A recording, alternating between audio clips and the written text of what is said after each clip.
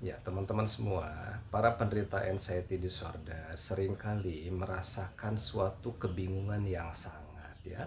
Mengapa? Karena mereka mengalami keluhan-keluhan fisik itu secara konkret.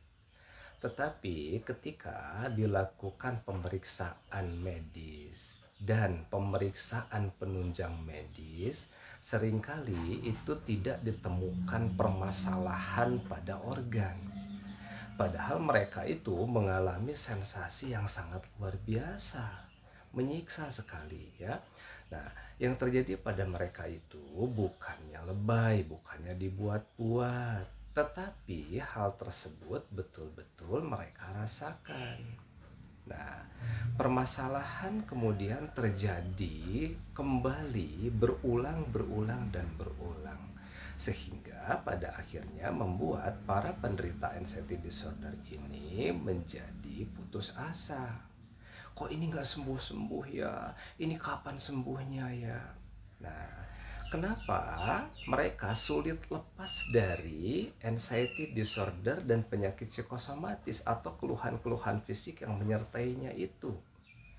Karena yang seringkali dilakukan oleh para penderita anxiety disorder dan kemudian yang mengalami berbagai keluhan yang sangat luar biasa secara fisik itu, yang sering mereka lakukan itu hanyalah menanganinya secara per item parsial ya. Yang mereka lakukan adalah seringkali menjalankan tips-tips praktis, tips mengatasi kecemasan, tips mengatasi asam lambung ketika naik, tips mengatasi jantung berdebar, tips mengatasi ketika kelayangan. Nah, hal itu seringkali saya istilahkan hanya menggunting daun atau memotong ranting. Jadi bila diibaratkan nih teman-teman semua ya, anxiety itu sebuah pohon. Kita sebut saja pohon anxiety disorder. Nah, sensasi-sensasi yang dirasakan, perut terasa begah, terus juga kemudian sesak, serasa tercekat, kelayangan, jantung berdebar, kadang seperti dihimpit oleh batu yang sangat besar sehingga sangat sulit sekali untuk bernapas, dan juga jeletit sampai ke sini, kebelikat gitu kan ya. Nah, itu semua adalah dahan, ranting, dan daun dari sebuah pohon yang disebut dengan pohon anxiety disorder. Nah, taruhlah seperti itu ya analoginya ya teman-teman semua ya. Nah, eh, yang dilakukan seringkali hanya dalam tataran tadi menggunting ranting atau memotong daun. Nah, selama akar dari pohon anxiety disorder tersebut itu tidak tertelusuri dengan baik, maka akarnya tidak akan mungkin bisa tercerabut dengan baik. Nah, untuk mengatasi anxiety disorder dan penyakit psikosomatis ini tentunya harus menelusuri akar-akarnya, akar masalahnya. Nah, akar masalahnya itu banyak, teman-teman. Ada muatan-muatan emosi pada orang lain yang tersimpan dengan cukup lama di dalam pikiran. Ada muatan emosi pada diri sendiri. Ada juga program pikiran. Nah, program pikiran itu meliputi belief, rule, imprint, value, identifikasi diri. Nah, inilah yang seringkali sangat sulit ditemukan oleh para penderita.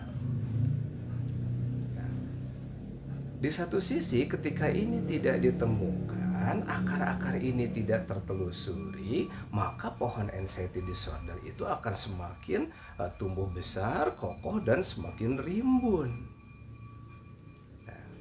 Inilah kenapa ya klien-klien saya itu sebelum saya tangani, mereka mengalami ini sudah bertahun-tahun. Ada yang 7 tahun, ada yang 8 tahun, ada yang sampai puluhan tahun. Kenapa ya? Karena akar-akar masalah itu tidak tertelusuri dan tidak diselesaikan, gitu kan ya. Oke ya. Kemudian juga yang seringkali membuat para penderita anxiety disorder dan penyakit psikosomatis ini bingung adalah seringkali terjadi keluhan itu berpindah-pindah. Hari ini keluhan pada lambungnya, lambung agak mendingan, jantungnya berdebar dengan cepat. Dadanya agak mendingan, kelayangannya itu kumat. Nah, itu berpindah-pindah.